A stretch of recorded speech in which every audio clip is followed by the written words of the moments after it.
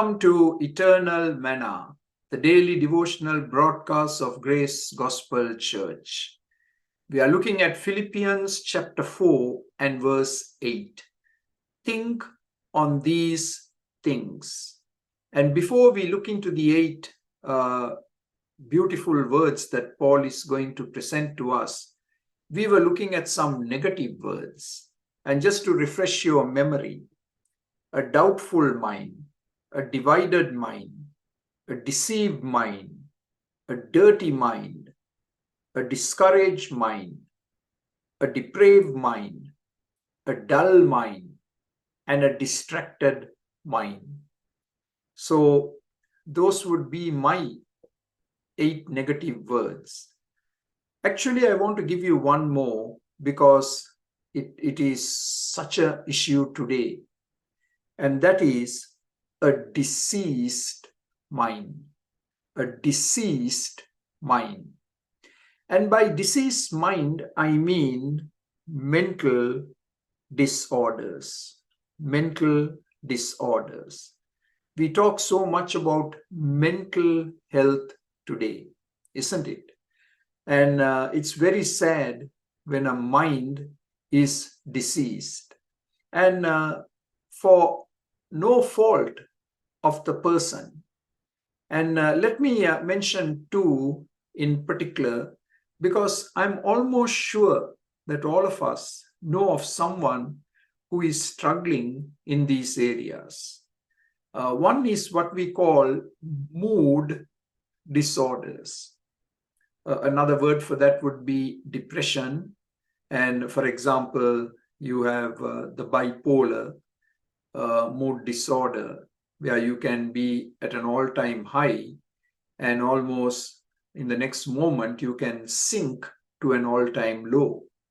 There are mood disorders, and thankfully medically there is good medication available to help with that condition of mood disorder. There are antidepressants that can be used, and it will help the sufferer to gain a degree of stability and to have some progress in their life. Now, when we talk about the diseased mind, there is another illness that we need to take into consideration, and that is thought disorders, where the mind becomes psychotic, the mind becomes delusional, and the mind begins to hallucinate. And it's very sad to see someone in that condition, where they are hopelessly out of touch with reality. And in fact, you could even say they are bordering on insanity. And again, thankfully, there is medication available to help people with thought disorders. And they are called antipsychotic medication. And a medical professional will be able to discern the intensity of the diseased mind and be able to give treatment and help the person again gain a degree of stability. There is no real cure as such, but certainly there can be a degree of stability. And so I want you to be aware of a diseased mind.